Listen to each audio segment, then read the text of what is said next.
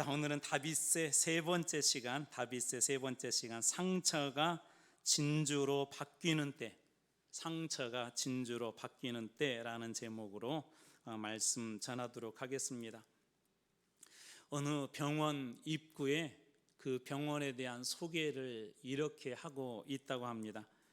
전갈에 물린 사람은 하루 만에 퇴원, 뱀에게 물린 사람은 4일 만에 퇴원, 미친 개에게 물린 사람은 열흘 만에 퇴원. 사람에게 물린 환자가 있는데 아직 회복되지 못해 무의식 상태로 있고 회복될 가능성 적음. 사람에게 받은 상처는 이처럼 회복되기 힘들다는 것입니다. 문제는 상처가 우리의 인생의 주인이 되어 망가뜨리기도 합니다. 그러나 모든 사람들이 그 상처 때문에 망가지거나 실패하는 것은 아닙니다. 때로 상처가 진주가 되기도 하고 상처가 꽃이 되기도 하는데요. 시인 복효근은 그의 시 상처에 대하여서라는 시에서 상처를 이렇게 소개하고 있습니다. 오래 피가 멎지 않던 상처일수록 꽃향기가 괜다.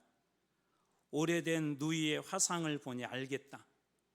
향기가 배어나는 사람의 가슴 속엔 커다란 상처가 하나 있다는 것.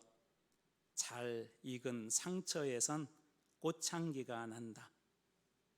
상처도 잘 익으면 꽃향기가 난대요. 정말 그런 사람이 성경에 찾아보니까 있더라고요. 바로 그 사람이 오늘 본문에서 만나게 될 요셉이라는 사람입니다. 요셉은 야곱의 11번째 아들이었고요. 노년의 야곱이 얻었기 때문에 무척이나 다른 아들보다 사랑을 많이 받았던 사람이 바로 이 요셉입니다. 창세기 37장 4절입니다. 그의 형들이 아버지가 형들보다 그를 더 사랑함을 보고 그를 미워하여 그에게 편하게 말할 수 없었더라. 요셉이 늙은 아버지에게는 사랑을 받았지만 형들에게는 미움을 받았고요. 편하게 말할 수 없다는 게 뭐냐면 인사를 안 했대요. 만나도 같은 형제가 아닌데도 인사를 이 동생에게 하지 않았다는 것입니다. 이처럼 우리는 항상 누군가에게 사랑을 받기도 하지만 한편으로는 누군가에게는 미움을 받고 상처를 받기도 합니다. 대개 어느 때 여러분 상처를 받습니까? 사랑받을 때 상처받는 게 아니라 미움을 받거나 누군가로부터 따돌림을 당할 때 그런 상처를 받습니다. 그렇다고 해서 실망할 필요가 없는 이유는 성경에 나와 있는 모든 인물들, 아니 여러분도 마찬가지지만 상처를 받지 않아 본 사람은 한 명도 없습니다. 심지어 예수님도 미움을 받았고 예수님도 정죄를 받았고 예수님은 심지어 죄인이라고 십자가에 못 박히는 상처받을 수밖에 없는 그런 상황에 계셨습니다. 모든 사람은 이처럼 사랑도 받지만 누군가에게 미움도 받기도 하고 상처를 받기도 합니다. 심지어 하나님께서 주신 꿈도 시기하고 미워하는데요. 이 요셉에게 하나님께서 주신 꿈이 하나가 있었는데 그가 꾸었던 그 꿈이 한 2가지예요. 근데 내용은 동일한데 이런 내용이었어요. 하나는 11개 곡식단들이 요셉의 곡식단에 절하는 그런 꿈을 꾸었는데 11개 곡식단의 형들을 얘기해. 형제들이 나에게 절할 것이다. 그리고 해와 달과 11별이 절하는 그런 꿈도 꿉니다. 그래서 형들이 화를 내죠. 요셉이 꾸고 싶어서 꾼 꿈도 아니고 하나님께서 그에게 보여주셨는데 요셉의 꿈을 들은 형들은 이렇게 요셉에게 말합니다. 37장 8절입니다. 그의 형들이 그에게 이르되 네가 참으로 우리의 왕이 되겠느냐, 참으로 우리를 다스리게 되겠느냐 하고 그의 꿈과 그로 말미암아 그를 더욱 미워하더니 그 꿈으로 말미암아서 더욱더 그를 미워했대요. 요셉에게 하나님께서 주신 꿈인데도 그런데도 형들이 이 요셉을 미워하고 싫어했는데 말씀은 이렇게 맺습니다. 그를 더욱 미워하더니 갈수록 더 심하게 그 미움의 정도가 커졌다는 거예요. 그리고 요셉은 어느 날 갑자기 자기를 미워하는 형들로부터 모든 것을 다 잃어버리는 아픔을 겪기도 합니다. 아버지의 심부름으로 양을 치고 있는 형들에게 멀리 집으로부터 떠나가서 도단이라는 곳에 도착을 했는데, 도착하자마자 이런 일들을 당했습니다. 창세기 37장 23절입니다. 요셉이 형들에게 이르되 그 이름에, 요셉이 형들에게 이름에 그의 형들이 요셉의 옷, 그가 입은 채색 옷을 벗기고, 형들에게 요셉이 있는 요셉이 형들이 있는 곳에 도착했는데, 도착하자마자 형들이 가장 먼저 했던 것은 인사도 아니고, 그동안에도 인사도 없었지만 인사도 아니고, 왜 왔냐는 물음도 아니고, 도착하자마자 요셉이 입고 있었던 채색 옷을 벗겼다라고 그렇게 이야기합니다. 채색 옷은 어떤 의미가 있냐면, 요셉에게는 아버지께 사랑받은 징표예요. 그의 아버지가 특별히 사랑했기 때문에 요셉에게 입혀준 그 옷이 채색 옷입니다. 아버지의 사랑을 벗김받게 되었고, 또 요셉의 자랑이기도 했죠. 우리도 어렸을 때 이제 추석 때 정도 되면은 또 설 때 되면 새로운 옷을 이렇게 하나씩 사주면 새 옷을 입는 그 기쁨과 즐거움이 있었잖아요. 그런 요셉의 자랑이기도 하고 아버지의 사랑의 상징이기도 한 그 채색 옷을 벗김당함으로 이 요셉은 자신의 신분과 그리고 모든 삶이 바닥으로 한순간에 형들 때문에 추락해버리고 맙니다. 그는 더 이상 아버지의 사랑도 받을 수 없고, 그동안 자랑스럽게 여겼던 그 채색 옷으로 자랑할 수도 없는 그런 비참한 상태가 된 것이죠. 그뿐만 아니라 빈 구덩이에 던져지기도 했습니다. 24절 말씀입니다. 형들이 그를 잡아 구덩이에 던지니 그 구덩이는 빈 것이라 그 속에 물이 없었더라. 이 구덩이를 이렇게 오늘 본문에서 그냥 구덩이다, 빈 구덩이다 이렇게 표현하지 않고 그 속에 물이 없었다라고 마무리하는 이유는 중요한 그 말씀에 어떤 메시지가 들어있다는 것입니다. 무슨 얘기냐면, 물은 우리 인간에게 마지막 생명입니다. 마지막 생명. 다시 말해서 물이 없는 구덩이에 던져졌다는 것은 소망이 없는 곳에 이 요셉이 던져졌다는 것입니다. 이때 당시에 얼마나 힘들고 어려웠던지 훗날 형들하고 요셉하고 만나는데, 이 형들이 어려움을 겪게 되자 그때 일을 추억하면서 이렇게 이야기를 해요. 우리는 동생이 고통을 당하면서 우리에게 살려달라고 애원하는 것을 보면서도, 그때 당시 요셉이 살려달라고 애원했던 것 같아요. 우리 오늘 읽었던 본문의 말씀은 없는데, 형님들 제발 좀 살려주세요, 제발 좀 저 좀 살려주세요 라고 그렇게 애원했는데도 그 동생의 말을 이 형들이 듣지 않았다고 창세기 42장에는 그들이 훗날 이 부분을 그렇게 기록하고 있습니다. 요셉이 구덩이 속에서 애원하며 형들에게 살려달라고 했는데도 그것을 다 무시해버리는 거예요. 그동안 미움받은 거 거기에다가 채색 옷은 벗김당하고, 그리고 구덩이 속에 던져지고, 최소한의 혈육 간의 정이라도 조금이라도 있을 터인데 그 정도 그냥 골탕 먹이고 살려줘도 될 것인데, 형들은 그 모든 것을 다 무시했습니다. 아마 저 같았다면 이 상처가 쌓이고 쌓여서 분노가 되었을 것 같고, 형들을 원수의 대상으로 여겼을 것 같고, 다시 만나기만 하면 당신을 죽이고 싶다는 그런 마음이 들었을 것 같습니다. 그런데 그는 심지어 거기에다가 은 20의 노예로 팔려갑니다. 28절 말씀입니다. 그때 미디안 사람 상인들이 지나가고 있는지라 형들이 요셉을 구덩이에서 끌어올리고 은 20에 그를 이스마엘 사람에게 팔매 그 상인들이 요셉을 데리고 애굽으로 갔더라. 형들에게 미움을 받고 왕따를 당하고 채색 옷이 벗김을 당하고 구덩이에 던져지고, 그리고 이제는 꺼내더니 요셉을 애굽의 노예로 이 형들이 팔아버렸습니다. 형들이. 오늘 방금 제가 지금까지 읽어드렸던 말씀들 여러분이 가만히 보면 이렇게 계속 표현돼요. 형들이 미워했고, 형들이 인사도 하지 않았고, 형들이 채색 옷을 벗겼고, 형들이 구덩이에 던져놓고, 그리고 그 형들이 요셉을 구덩이에서 끌어내어서 이 노예로 팔아버립니다. 인생의 가장 큰 상처는 대부분 가까운 사람에게 받습니다. 가정에서는 가족으로부터, 교회에서는 교인들로부터 받습니다.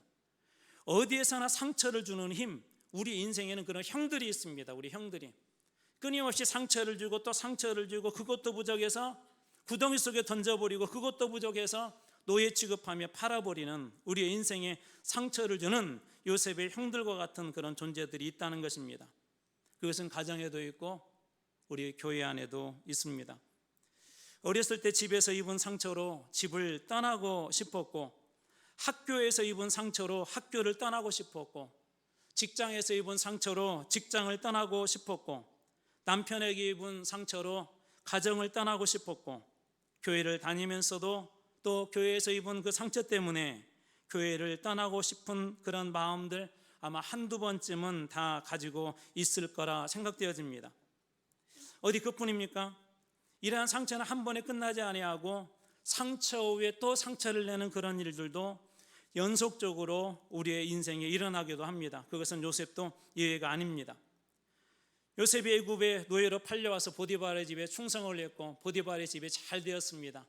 그래서 요셉도 어느 정도 인정을 얻을 만한 그 무렵에 보디발의 아내 유혹과 보디발의 오해로 요셉은 감옥살이를 해야 했습니다.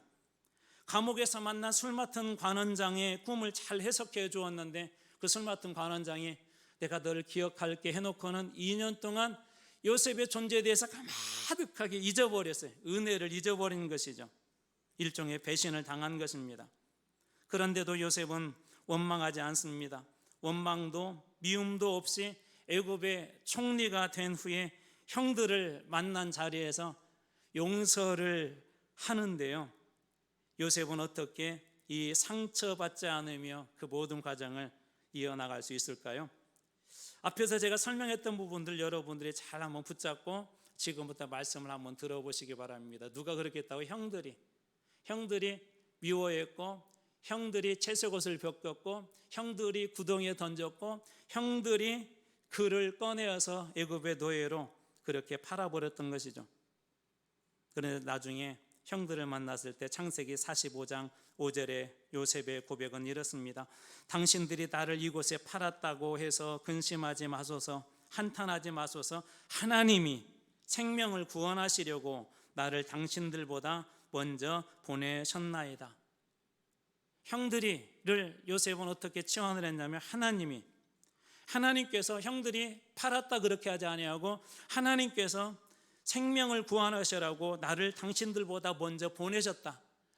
왜 당신들이 나를 팔아넘겼느냐, 왜 당신들이 나를 구덩이에 던졌느냐, 그렇게 이야기하지 않고 하나님께서 나를 이곳으로, 애굽으로 보내셨다고 그렇게 이야기합니다. 앞에서는 계속해서 형들이 무엇인가를 해보려 했지만, 야곱의 꿈도 깨버리려고 했지만, 그런 요셉의 꿈을 깨버리려고 했지만, 요셉은 형들에 의해서 좌지우지되는 그런 인생이 아니라 하나님이 자기를 그렇게 보내셨다는 거예요. 그래서 형들에게 받은 그 상처도 다 내려놓고 자기의 인생, 형들의 그 자리에 하나님을 집어넣어서 하나님께서 자기의 인생을 만져주시도록 그렇게 계속해서 인생을 살아냈던 것입니다. 그래서 팔았다 하지 않고 하나님이 나를 보냈다. 우리는 형들이 팔았다고 미워하고 원망할 수밖에 없잖아요. 그런데 요셉은 그 형들이 준 상처를 치환해버렸어요. 하나님이, 그리고 팔았다가 아니라 나를 먼저 보내신 것이다. 이 보냈다는 것은 신약에서 보냄을 받은 자, 사도들이 그 뜻이거든요. 그래서 사명감을 가지고 노예로 팔려왔는데 사명감을 가지고 그는 애굽에 와 있었던 것입니다. 이러한 똑같은 장면이 다윗에게도 있었습니다. 다윗의 아들 압살롬의 반역으로 예루살렘 궁을 떠나게 되었는데요, 신발도 신지 못하고 급히 떠났어요. 아들이 반역을 했으니 얼마나 마음이 아프겠습니까? 아들에 대한 원망과 그런 것들이 많이 가득 찼겠죠. 그런데 한 번은 이렇게 길을 가는데 시므이라고 하는 사울 집안 사람인데, 이 시므이가 이 다윗을 뒤쫓아오면서 계속 저주를 하는 거예요. 봐라, 네가 우리 집안 사람 사울왕을 저렇게 하더니, 사울왕을 쫓아내고 왕이 되더니 너 저주받은 거야. 계속해서 뒤에서 저주를 하니까 다윗의 군대 장관이 스루야라고 하는 사람이 있었는데, 그때 왕이시여, 명령만 내리십시오.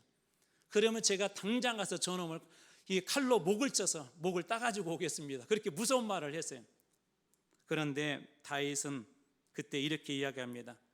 그가 나를 저주했다, 그가 나를 괴롭혔다, 상처를 줬다, 그렇게 이야기하지 않고 여호와께서 그에게 명령한 것이니 그가 저주하게 버려둬라. 그가 저주한 것이 아니라 여호와께서 그렇게 했다는 거예요. 그래서 시므이라는 이름을 여호와께서로 치환해 버립니다. 보십시오. 요셉이 형들이 그렇게 주었던 상처에 묶여 있었습니까? 그렇지 않습니다. 그리고 그는 또 한 번 아버지의 죽음 후에 형들에게 이렇게 고백을 합니다. 창세기 50장 20절입니다. 당신들은 나를 해하려 하였으나 하나님은 그것으로 선으로 바꾸사 오늘과 같이 많은 백성의 생명을 구원하게 하시려 하셨나니. 요셉은 형들이 준 상처에 묶여있는 그런 사람이 아니었어요. 형들이 그를 죽이려고 했었고 노예로 팔아버리려고 했었지만, 팔아버렸지만 형들이 준 상처에 묶여있는 사람이 아니라 상처를 입은 상황에서도 그는 하나님에게 계속 묶여있었던 그런 사람입니다. 요셉은 자신의 인생을 상처에 맡긴 사람이 아니라 자신의 인생을 하나님께 맡겼던 것이죠. 여러분, 상처를 입어보고 상처를 당해보면 알겠지만 상처에 맡겨진 인생치고 제대로 된 인생은 한 명도 제가 보지를 못했습니다. 그래서 저는 상처 때문에 괴로워할 필요도 없는 그의 인생을 하나님께 모든 것들을 다 맡겨드렸던 것이죠. 상처를 바라보는 눈이 달랐던 거예요. 그렇게 하신 것도 하나님이 하셨다. 그래서 하나님으로 계속 되새기죠. 그리스 철학자 에픽테토스라는 분이 계시는데 이분은 이런 얘기를 하셨어요. 인간은 일어난 사건 때문이 아니라 그 사건을 바라보는 시각 때문에 괴로워한다. 어떤 사건은 다 일어날 수 있다는 거예요, 각자에게. 근데 그 사건을 바라보는 잘못된 시각 때문에 괴로워한대요. 요셉이 당한 상처를 그렇게 바라보면 괴로워할 수밖에 없지만 이렇게 바라보니까 그 상처가 오히려 꽃향기가 되고 진주가 된다는 그런 이야기입니다.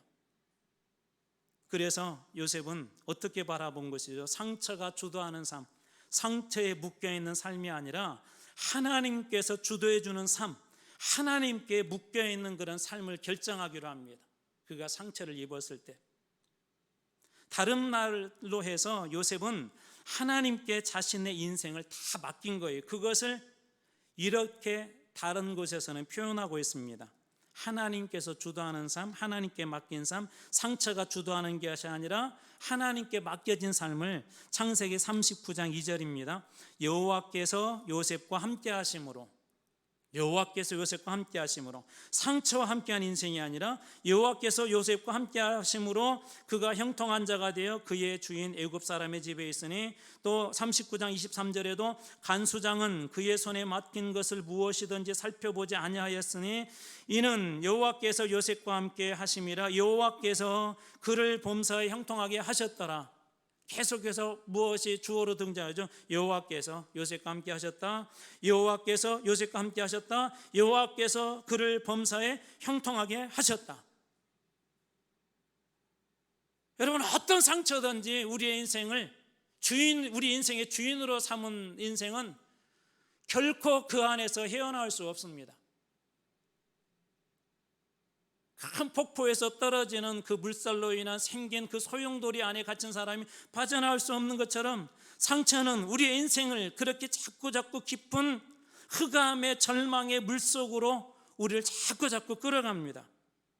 그러나 하나님께서 함께 하신 사람들은 끌려가는 그곳에서도 하나님께서는 전능하신 분이기 때문에, 하나님께서는 우리의 작은 아픔의 신음까지도 아시는 분이시기 때문에 하나님께 우리의 인생을 맡겨드리게 된다면, 상처에 묶인 인생이 아니라 하나님께 묶인 인생이 된다면 그 사람의 삶은 여호와께서 요셉과 함께 하심으로처럼, 여호와께서 요셉에게 상처 대신 또 다른 영광으로 축복해 주신 것처럼 그런 놀라운 은혜를 누리게 될 줄로 믿습니다. 상처 입은 인생이었지만 하나님께서 함께한 한 분을 여러분들에게 소개하고자 합니다. 지금은 예인건축연구소라는 곳에 대표로 계신 이효진이라는 분이, 이효진, 이분은 거의 기억나지 않을 18개월이니까 얼마나 어려워요. 저희 교회 안에도 이제 돌 막 지난 아이들 한 두어 명 있잖아요. 얼마나 예쁠 때입니까? 그런데 그 나이에 화상도 중도로 중화상을 입었습니다. 그러다 보니 온몸이 화상 흔적이 있었고 얼굴도 엉망이었었습니다. 자라면서 또래 아이들로부터 이런 얘기를 들었대요. 파충류, 아이들이 쫓아다녀서 파충류 그랬대요. 괴물, 귀신, 그런 소리를 매일 들어야 했다고 합니다. 건강한 사람도 이런 이야기를 매일 들으면 정말 괴롭고 힘들 것입니다. 그래서 그로 인해서 매일 죽고 싶다는 생각과 우울감에 사로잡혀 살아야 했습니다. 그래서 실제로 수면제를 많이 먹고 죽으려고 하는 그런 시도도 했다고 합니다.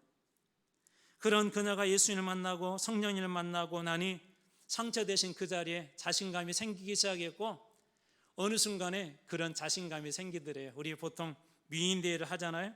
우리나라에도 미스 코리아가 있고 미스 월드가 세계에서는 있는데, 어느 날 그런 마음을 하나님이 주셨대요. 나는 미스 헤븐이다. 미스 헤븐.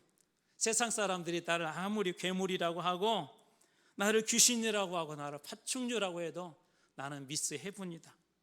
그렇게 불렀대요. 감사하게도 좋은 남자를 만났고 결혼을 했고 아이들을 낳았습니다. 아이들을 낳고 나니까 걱정이 되는 거예요. 자신의 그 외모 때문에. 혹 그 모습이 자녀들에게 상처를 주지는 않을까, 또 서툰 엄마의 모습이 아이들에게 상처를 주지 않을까 두려워했다고 합니다.